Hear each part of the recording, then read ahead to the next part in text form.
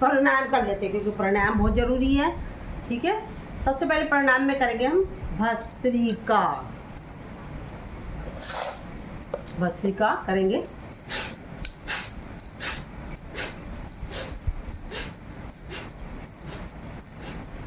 Chain,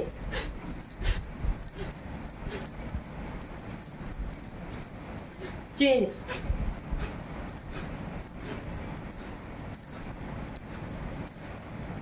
chain,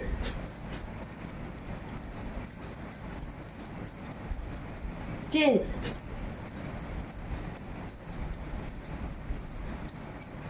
change, change,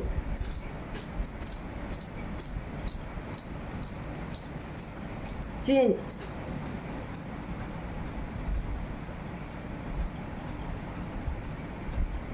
relax. कुछ लोग भस्त्रिका या मतलब प्राणायाम को सोचते ये पागलपंती सी है, बाकी आसन कर लेंगे, जैसे हमारा ये प्राणायाम चालू होता भाग जाते हैं। पर इसी में ज़्यादा पावर होती है। मान लो आप आसन भी नहीं करेंगे, सूक्ष्म व्यायाम भी नहीं करेंगे, प्राणायाम भी नहीं करेंगे, अगर खाली इसी का आप अभ्यास करें तो आप देखना कितना आप अपने आप को स्वस्थ कर पाएंगे। ये भस्त्रिका ऐसा है कि बीपी लो वाले तो फास्ट कर सकते हैं, हाई वाले स्लो स्पीड में करेंगे। और इसके द्वारा हमारा 72 करोड़ 72 लाख 10,200 एक नस नाड़ियाँ हमारी शुद्ध हो जाती है। अगर हमारी नस नाड़ियाँ ही शुद्ध हो गई तो हमारे को बीमारी लगेगी नहीं, क्योंकि उसमें कुछ कचरा भसा ही नहीं है। हमने भस्त्रिका के द्वारा वो नस नाड़ियाँ अपनी शुद्ध कर ली है। इसको खाली पेट का चक्कर नहीं, आप भरे पेट भी कर सकते हो। सर्दियों में इसकी मात्रा ज़्यादा करी जाती है, गर्मियों में इसकी मात्रा कम कर दी जाती है।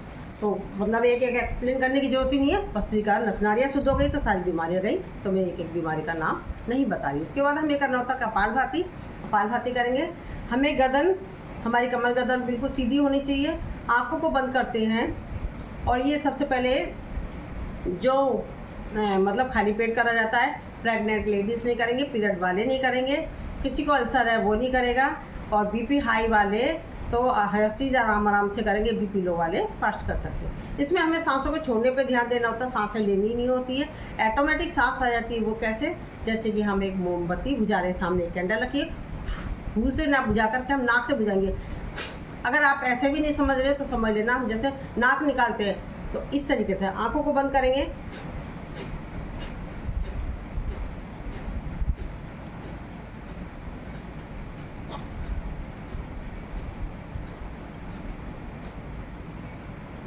चलो हम कर ही लेते हैं, भजन लगा लेती हूँ इसके साथ साथ।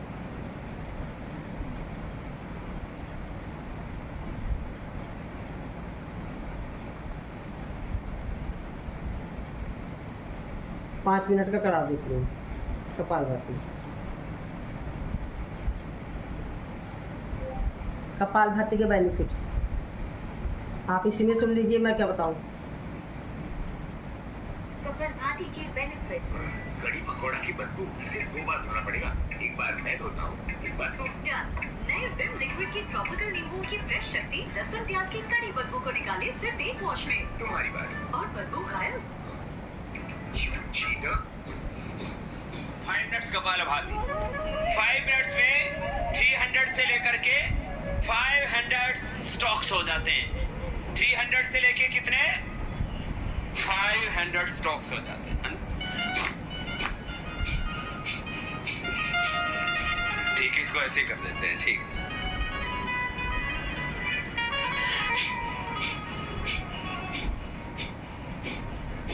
सब करो, कितना अच्छा है।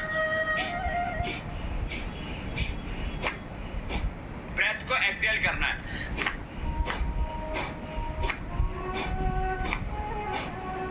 सबको करना है। क्या नाम है इसका, बोलो। इसके दवा जैसे हम कपालभाति कर रहे हैं, हाथों को भी इस तरीके से कर सकते हैं, आंखों पर सर के पॉइंट भी दबा सकते हैं, आंखों को टिमटिमा भी सकते हैं, जिससे आंखों की रोशनी पर भी प्रभाव पड़ता है। कपालभाति, जो कपालभाति करेगा उसके कपाल पर भाल पर ग्लो आएगा, नेचुरल ग्लो, शाइनिंग। उसका हीमोग्लोबिन बढ़ जाएगा। जो कपालभाति करेगा उसको हीमोग्लोबिन की डेफिशिएंसी नहीं होगी। उसको विटामिन डी, विटामिन B12 की, आयरन की, कैल्शियम की डेफिशिएंसी, ये बड़ी प्रॉब्लम आजकल, हीमोग्लोबिन की डेफिशिएंसी, कैल्शियम की डेफिशिएंसी आफ्टर 40 इयर्स। लेडीज को सबसे ज्यादा, जेंट्स को भी फिर हड्डियां वीक हो जाती है, ऑस्टियोपेनिया, ऑस्टियोपोरोसिस, आर्थराइटिस होता है। Not deficiency of calcium, not deficiency of iron, not deficiency of vitamin D and B12। ये डेफिशिएंसी बहुत होती है। फिर इससे फैटी लीवर का प्रॉब्लम नहीं होगा। आजकल फैटी लीवर भी बहुत लोगों को होता है। ऐसे भी फैटी बॉडी भी नहीं होगी और फैटी लीवर भी नहीं होगा। गोमूत्र का अर्क पीना। किसका अर्क पीना? गोमूत्र अर्क, ये औषध है। गोमूत्र अर्क कोलेस्ट्रॉल के लिए, फैटी लीवर के लिए, ओबेसिटी के लिए, कॉन्स्टिपेशन के लिए, स्किन डिसऑर्डर्स के लिए, कैंसर के लिए बहुत अच्छा होता है। 4 चम्मच रोज गोमूत्र पियो। जो वीक है, अंडरवेट है, उनको तो गो दुग्ध पीना चाहिए, गो घृत लेना चाहिए। और जो ओवरवेट है उनको क्या पीना चाहिए? गोमूत्र अर्क। ये बहुत अच्छा है। कपालभाति करना, गोमूत्र अर्क पीना, कोई डुम्मा डुम्मी नहीं रहेगा, कोई मोटा मोटी फटा फैटी नहीं होगा। Fatty liver, fatty body, excess fat burn हो जाता है इससे।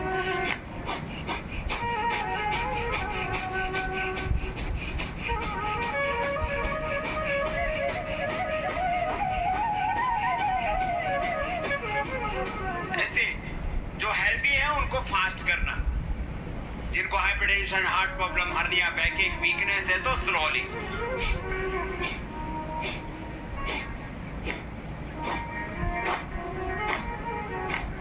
This is very simple. This is internal exercise of body. Internal exercise है ना, लीवर का एक्सरसाइज, किडनी का एक्सरसाइज, यूट्रस, ओवरी, प्रोस्टेट का एक्सरसाइज, इंटेस्टाइन का exercise. In modern medical science, there is now medication for intestine. Intestine कमजोर होता है तो क्या क्या प्रॉब्लम होता है? One is constipation and second is colitis. Constipation में जो मल होता है वो आंत्र को चिपक जाता है, छोड़ता नहीं है। और कोलाइटिस में पकड़ता ही नहीं, ऊपर से खाया, खाना पैखाने में निकल जाता है। ऊपर से खाया, नीचे से साफ। ये है कपालभाति। इंटेस्टाइन को स्ट्रेंथन करता है। कोई भी ऑर्गन का, आपका हाथ वीक है तो हाथ का एक्सरसाइज करो तो क्या हो जाएगा? हाथ स्ट्रांग हो जाएगा। इंटेस्टाइन का एक्सरसाइज क्या है? ये कपालभाति इंटेस्टाइन का exercise. Liver, kidney, pancreas, prostate, uterus, ovary का एक्सरसाइज है। लेडीज को तो करना बहुत जरूरी है, नहीं तो आपको menstruation का प्रॉब्लम होगा, ओवर ब्लीडिंग होगा, लिकोरिया होगा, फिर पीरियड बंद होते हैं तो मेनोपॉज का प्रॉब्लम होगा, हार्मोनल इंबैलेंस होगा। लेडीज के लिए भी जरूरी है। लेडीज को यूट्रस का कोई ना कोई प्रॉब्लम होता है यदि कपालभाति नहीं किया, और पुरुषों को प्रोस्टेट का प्रॉब्लम होगा। इसलिए दोनों के लिए कंपल्सरी है कपाल। लाइफ के बेस्ट पल। रिलैक्स, छठी की शाम, लंबी गहरी सांस। अब करेंगे हम इसके बाद बाह्य प्रणाम। बाह्य प्रणाम क्या होता है? लंबी गहरी सांस लेंगे, अपने एनएस पार्ट को ऊपर खींचेंगे, नाभि को लगाएंगे कमर से, चीन को लगाएंगे गर्दन से। एनएस पार्ट को ऊपर खींचने से मतलब है उसे हमने मूल बंद लगाया है। मूल बंद कैसे होता है? आपको अगर समझ नहीं आ रहा है कैसे करना है, जैसे हम सूसू पोटी करने कहीं जा रहे हैं, वहाँ पर हमें सूसू पोटी करने की जगह नहीं मिलती है तो हम अपने स्टूल को रोकते हैं, तो वो क्रिया को कहते हैं हम मूल बंद। और पेट को तो पता ही है, जलंधर बंद भी पता चल गया आपको। मूल बंद के द्वारा हमारे गुप्तांगों की समस्या जैसे urine leakage, piles, prostate, itching, even हमारी यूट्रस से रिलेटेड जो प्रॉब्लम होती है उस पर भी इसका प्रभाव पड़ता है। उद्यान बंद के द्वारा हमारे पेट के समस्त रोग दूर होते हैं। जलंधर बंद के द्वारा हमारे गले के विकार दूर होते हैं। खोलना इससे विकृति कर्म में होता है। जलंधर बंद, उद्यान बंद, मूल बंद। Again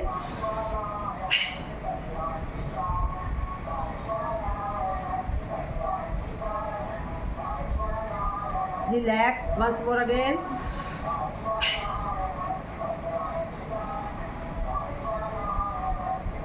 relax. इसके बाद करेंगे हम अग्निसार क्रिया। ये क्रिया है, प्राणायाम नहीं है।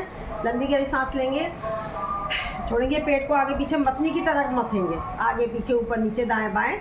चलिए करते हैं। जो नहीं कर सकते वो पेट को ऐसे कर लें।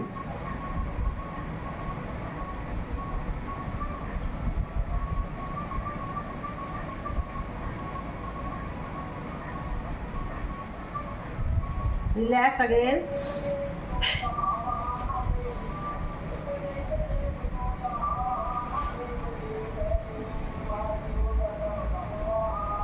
एक बार और।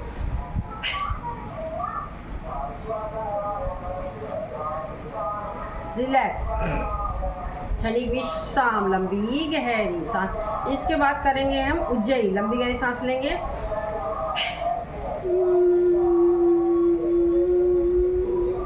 इसमें मूल बंद भी लगा सकते हैं, जलंधर बंद लगाएंगे।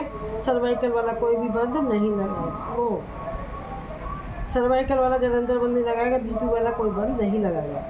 नहीं लगाएगा तो अपने आप को स्वस्थ कैसे करेगा, यानी कि थोड़ा सा लगाएगा। जलंधर बंद खोलते हुए राज नासिका को बंद करके बाएं नासिका से निकालेंगे अगेन।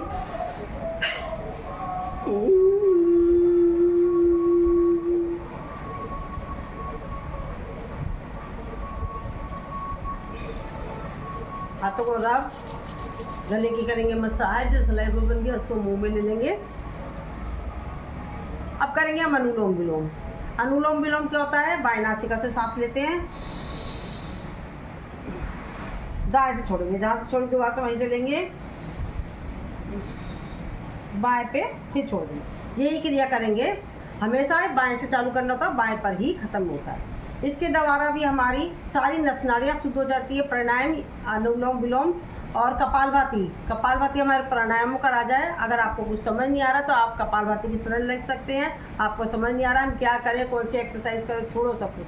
आप कपालभाति अनुलोम विलोम पर फोकस कर लो तो ये एंटीबायोटिक का काम करता है। जैसे डॉक्टर कोई पेशेंट लाइलाज हो जाता है, उसको एंटीबायोटिक दवाई देता है, सेम वही चीज़ है। हमारे को समझ नहीं आ रहा, हम लाइलाज हो गए कोई भी, तो आपको क्या करना है, इसकी शरण ले लें, अनुलोम विलोम कपालभाति की खाली, तो आप देखिए अपने आप को स्वस्थ कर पाएंगे। तो चलिए करते हैं। इसके लिए ऐसा कुछ नहीं है। अनुलोम विलोम कपालभाति आप चेयर पर बैठकर भी कर सकते हैं, बेड पर लेटकर भी कर सकते हैं। कपालभाति में ये होता है कि हमें खाली पेट होता है। अनुलोम विलोम में ऐसा कुछ नहीं है कि आपको खाली पेट होना है, आप जैसे मर्जी खा पी कर भी कर सकते हैं। तो चलिए करते हैं। अनुलोम विलोम भी लगा देती हूँ।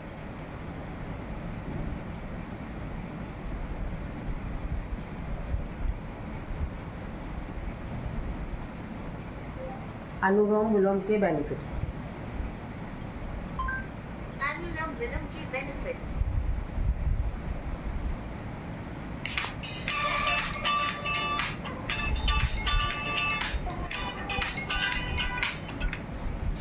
ये आप श्वास ले रहे हो ना, इसी हीमोग्लोबिन बढ़ता है। अब बताओ, कपालभाति और अनुलोम विलोम करने से हीमोग्लोबिन बढ़ता है। हीमोग्लोबिन बढ़ाने में 3 तत्व बड़े जिम्मेदार हैं। एक तो लीवर, एक किडनी। लीवर और किडनी का फंक्शन अच्छा होगा तो लीवर और किडनी से जो पैदा होने वाले जो एंजाइम्स हैं, हार्मोन्स हैं, केमिकल्स हैं और साथ में ऑक्सीजन, तो हमारे जॉइंट्स के जो जॉइंट्स के ये भाग होते हैं, ये है जैसे हिप जॉइंट है, जो जॉइंट्स हैं यहाँ हीमोग्लोबिन बनता है। ऐसे बाउल होते हैं, सोचता है पेट में हीमोग्लोबिन बनता है, पेट में खून बनता हो, पेट मदद करता है। मेरे ख्याल लीवर और किडनी का फंक्शन जितना अच्छा होगा, इसलिए किडनी फंक्शन डाउन जाता है तो वैसे हीमोग्लोबिन घट जाता है।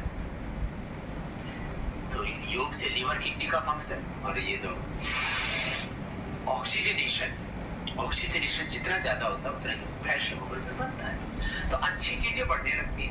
इसी में कहता हूँ किसी भी प्रकार की कोई डेफिशिएंसी, हीमोग्लोबिन की डेफिशिएंसी, कैल्शियम की डेफिशिएंसी, आयरन की deficiency, vitamin A, vitamin B, vitamin D आदि की जो डेफिशिएंसीज है वो दूर होती प्राणायाम से। ये अद्भुत चीज है। आंखों का चश्मा दूर होता है। और ये तो नई बात, भैरव सिंह शेखावत साहब से हमारा बड़ा प्रेम था उद्घाटन भी आए मदन योगपीठ के, तो उसमें उपराष्ट्रपति थे, पहले तो मुख्यमंत्री रहे राजस्थान के। तो मैं से बोले बाबा जी मैं तब मानूंगा जब मैं एम्स में बोला आपको ग्रुप देता हूँ, उनमें वहाँ डॉक्टर्स के साथ में कराया। उस समय हमारे पास फैसिलिटी नहीं थी, पतंजलि योगपीठ भी नहीं था हमारे पास में, जो है इक्विपमेंट्स नहीं थे हमारे पास में, डॉक्टर्स का कॉन्टैक्ट ज़्यादा बड़ा नहीं था, डॉक्टर सहयोग नहीं करते थे उस समय हमारा। तो आज तो हमारे पास में हजारों डॉक्टर्स हैं, अनुलोम विलोम कर लो क्योंकि इक्विपमेंट्स है, हॉस्पिटल है, सारी चीज़ें हैं। तो उन्होंने फिर ग्रुप दिए, फिर उनका चश्मा हट गया, तो समझे ये तो जबरदस्त चीज़ है, चश्मा भी हट जाता है इससे। अब चश्मा हट सकता है, देखो कुछ चीज़ें ऐसी हैं कि एक बार चश्मा आगे बोलो वो तो हटेगा ही नहीं, और नंबर ना बढ़े ऐसा तो कुछ कर सकते हो आप, लेकिन एक बार बढ़ा हुआ चश्मा घट नहीं सकता नंबर। अब बताओ, डीजनरेट हुए ब्रेन सेल, आइज के सेल, कानों के सेल, नाक के सेल, स्किन सेल, आपके एरिया में दांतों के मसोड़ों के सेल, लंग के सेल, थायराइड के सेल, हार्ट के सेल, लीवर किडनी के सेल, पेनक्रियाज के सेल, डीजनरेट हुए सेल रीजनरेट नहीं होते हैं। अब ये तो बहुत बड़ी बात हमने कही कि होते हमने कहा, वो कहते नहीं होते, हमने कहा होते, हम मानने लगे हो। ऐसी सैकड़ों चीजें हैं, ये है योग की बात। बाकी तो ये सामान्य बातें हैं कि इससे वेट कम होता है, इससे फिटनेस अच्छी रहती है, एनर्जी लेवल अच्छा रहता है, पॉजिटिविटी रहती है, इससे रिलैक्स, क्षणिक विश्राम, लंबी गहरी सांस। आपने देखा ना, इससे मतलब हमारे लीवर और पैनक्रियाज भी सही हो जाते हैं और हमारा हीमोग्लोबिन भी बढ़ता है। कितने बारीकी से बताया है। चलिए चलते हैं, हम भ्रामरी करेंगे। 2 उंगली आँख पर, एक फोrehead पर, एक नाक पर, और अंगूठे को जो उठा हुआ हिस्सा बंद करेंगे भ्रामरी।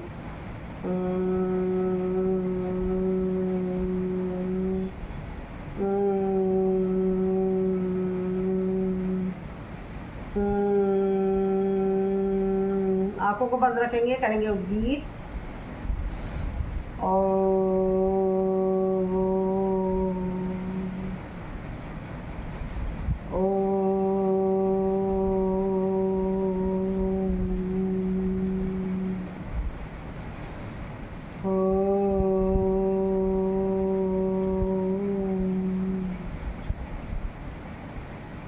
भ्रामरी और उद्गीत के द्वारा हमारे माइग्रेन की समस्या दूर होती है, सिर दर्द दूर होता है, चिड़चिड़ापन दूर होता है, मस्तिष्क तेज होता है, और अनिद्रा की जो समस्या होती है उस पर भी इसका प्रभाव पड़ता है, एकाग्रता बढ़ती है। चलिए अब हमने प्राणायाम के भी बेनिफिट बता दिए। इसमें इतनी पावर होती है, लोग ज़्यादातर इसको छोड़ के भाग जाते हैं।